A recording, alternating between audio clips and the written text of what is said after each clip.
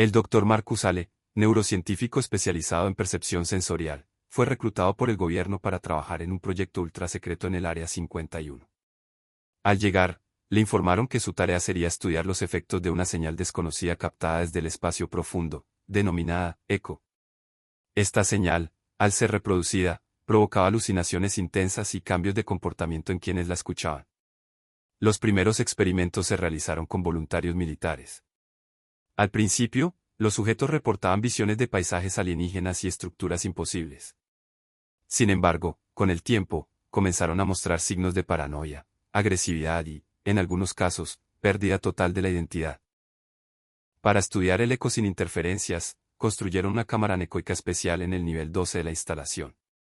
Esta sala, completamente aislada de sonidos externos, permitía reproducir la señal en su forma más pura. El Dr. Ale decidió experimentar en sí mismo, convencido de que su entrenamiento mental lo protegería. Al escuchar el eco, Marcus experimentó una sensación de desdoblamiento. Se vio a sí mismo en un lugar oscuro, rodeado de figuras humanoides sin rostro que susurraban en un idioma incomprensible. Al despertar, se encontraba en la cámara, pero con la sensación de que algo había cambiado dentro de él. Con el tiempo, Marcus comenzó a notar cambios en su percepción. Las luces parecían más brillantes, los sonidos más intensos, y las personas a su alrededor mostraban rostros distorsionados. Sus colegas notaron su comportamiento errático y lo sometieron a evaluaciones psicológicas, pero los resultados eran inconclusos. Mientras tanto, otros miembros del equipo que habían estado expuestos al eco comenzaron a desaparecer misteriosamente. Las grabaciones de seguridad mostraban a los desaparecidos caminando hacia zonas restringidas y luego simplemente desvaneciéndose. Investigando por su cuenta, Marcus descubrió que el eco no era solo una señal, sino una puerta a otra dimensión.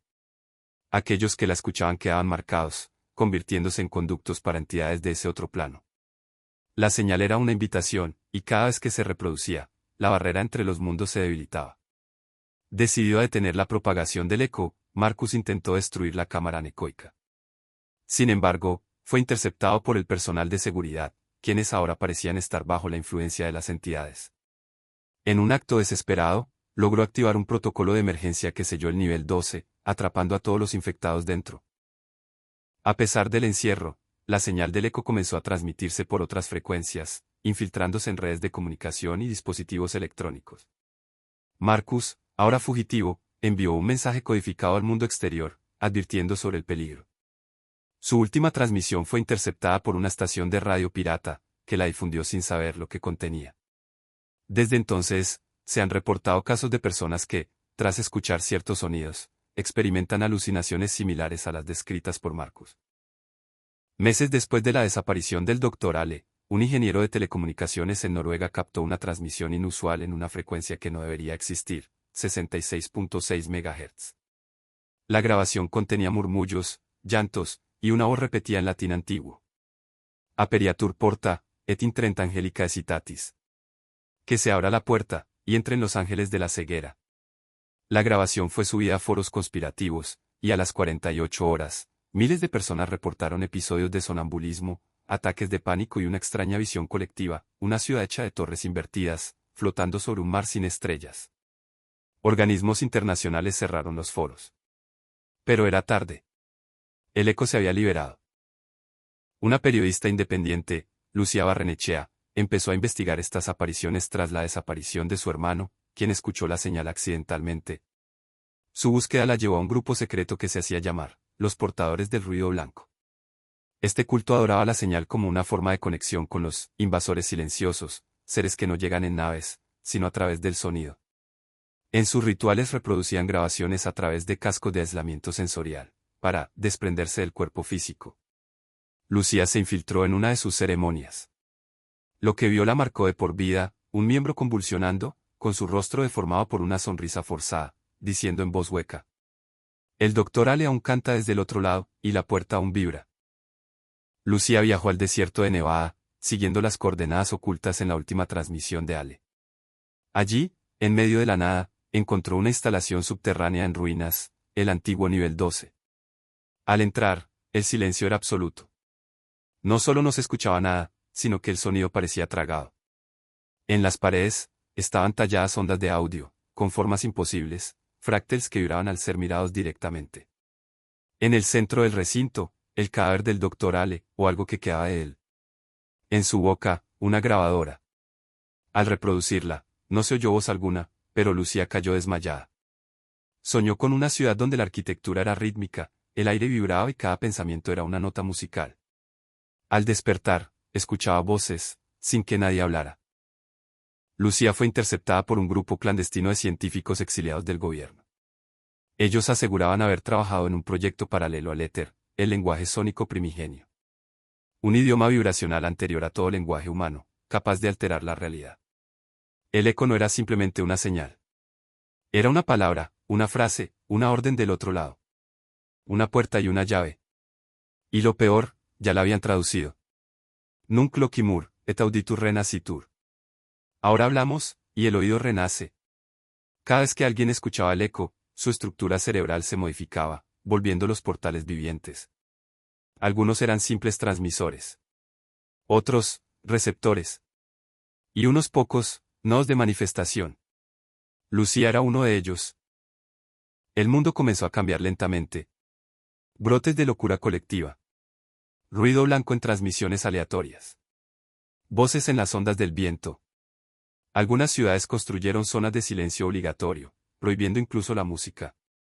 El sonido era ahora una amenaza biológica. Lucía, ya irreversiblemente marcada, decidió regresar a las ruinas del proyecto Éter. Tenía una misión, grabar el último sonido, el antieco, un tono específico que, en teoría, podría sellar la grieta dimensional. Pero al grabarlo, descubrió algo: el antieco era su propia voz, invertida, ralentizada y superpuesta con millones de otras versiones de sí misma. ¿Lo entendió? Ella era la grieta. En un acto final, transmitió el antieco globalmente. Hubo un segundo de completo silencio en todo el planeta. Y entonces, el sonido regresó. Pero no era el mismo. Después del antieco, grandes ciudades como Nueva York, Moscú y Tokio experimentaron un fenómeno llamado el minuto de cristal, un minuto exacto en el que todo se detuvo. Semáforos, relojes, computadoras y cerebros. Las personas quedaron paralizadas, como si el tiempo se hubiera pausado. Algunos despertaron con amnesia total. Otros, con recuerdos de lugares que no existen. Lo más aterrador fue que miles comenzaron a hablar en lenguas desconocidas al mismo tiempo, sincronizados, como si fueran parte de una red mental activada por el eco. Lucía, ahora fusionada con el lenguaje del otro lado, recibió una visión, una figura gigantesca, enterrada bajo la corteza del planeta, latiendo al ritmo de los sonidos humanos. Cada conversación, cada grito, cada pensamiento, era alimento para él. Un grupo rebelde llamado los Anuladores, exagentes y científicos de distintos países, buscaban una forma de silenciar el eco. Descubrieron que ciertos pueblos indígenas de la Amazonía conocían de esta entidad desde hace siglos. La llamaban el que habla en sueños, y usaban cantos sagrados para sellar su influencia. Lucía viajó a Perú junto a los Anuladores. En lo profundo de la selva encontraron petroglifos vibratorios, piedras que al ser tocadas emitían una frecuencia que bloqueaba la señal. Pero mientras más aprendían sobre el lenguaje, más lo entendían, y más lo hablaban sin querer. Un miembro del grupo se arrancó la lengua con sus propias manos para no decir más. Las palabras, al ser pronunciadas, podían cambiar la forma de la realidad. Las grabaciones de Lucía comenzaron a influir en el comportamiento global. Incluso sin reproducirse, su existencia parecía tener peso. Cintas con su voz provocaban histeria colectiva en cárceles, suicidios en masa en centros psiquiátricos, y despertares, en personas con muerte cerebral. Un fenómeno nuevo emergió, la plaga del susurro. Personas que escuchaban voces en sueños, y despertaban con habilidades de colocación, telepatía o levitación parcial. Se estaban reafinando al lenguaje primigenio. Se convertían en órganos vivientes del ser atrapado bajo la tierra. Lucía entendió lo inevitable: la entidad no quería invadirnos. Quería que le construyéramos un cuerpo. Los científicos descubrieron que 4 frecuencias combinadas generaban una forma musical, capaz de contener el eco. Cada una representaba un estado de la mente humana: miedo, fe, negación y rendición. Lucía y 3 sobrevivientes viajaron a un sitio donde la señal era más pura, una estación rusa abandonada en Siberia, construida sobre un cráter antiguo. Allí tocaron la composición, usando un sintetizador construido con órganos y tecnología. Al activarse, se produjo una distorsión en la atmósfera terrestre. Las nubes se abrieron en espirales, y un ojo de sonido apareció en el cielo. Millones lo vieron, y comenzaron a cantar una nota que jamás se había escuchado antes en la tierra. El ojo los miraba, desde dentro. El eco fue descifrado. Su mensaje era claro. No fuisteis creados, fuisteis compuestos. Cada célula vuestra vibra con mi ritmo. Yo soy el primer lenguaje. El primer pensamiento. Yo soy quien soñó al soñador. Lucía lo entendió, no era un dios, era un compositor. El universo era su partitura, y nosotros, sus notas errantes. El planeta entero comenzó a vibrar en una nota común. Las palabras perdieron sentido. El lenguaje humano se deshizo como una ilusión. La gente hablaba, y no decía nada. Solo ruido perfecto. En un acto final de conciencia, Lucía se arrojó al núcleo vibracional, el corazón de la entidad, con un último pensamiento. El silencio también es música. Y entonces, todo cayó. Después del sacrificio de Lucía, la vibración planetaria cesó. El mundo entero cayó en un silencio sobrenatural. No solo se detuvieron los sonidos, sino los pensamientos. Durante 7 minutos y 13 segundos, la humanidad entera quedó en un estado de conciencia suspendida, como si el planeta entero hubiera sido pausado. Y luego, regresó. Pero algo era distinto. Las palabras ya no significaban lo mismo. La música no emocionaba.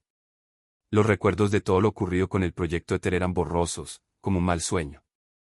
Los archivos desaparecieron. Las pruebas, borradas. Incluso las personas que lo vivieron, empezaron a olvidar lentamente. Los que recordaban, no podían hablar de ello. Cada vez que lo intentaban, sentían un nudo en la garganta, como si la entidad aún viviera, esperando otra nota. Semanas después, una caja metálica fue encontrada enterrada bajo una estación de radio abandonada en Australia. Dentro, había una grabadora con una voz apenas audible. Si estás oyendo esto, aún hay ruido. Lo que creímos haber detenido, solo cambió de forma.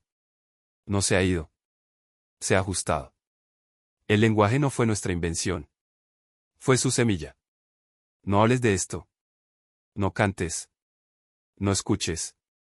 Guarda silencio. O lo despertarás otra vez. En los años posteriores, se registró un fenómeno global conocido como el murmullo común. Personas al borde de la muerte reportaban oír la misma pregunta susurrada, sin importar edad, idioma o religión. ¿Quieres que lo volvamos a intentar? Y algunos respondían que sí.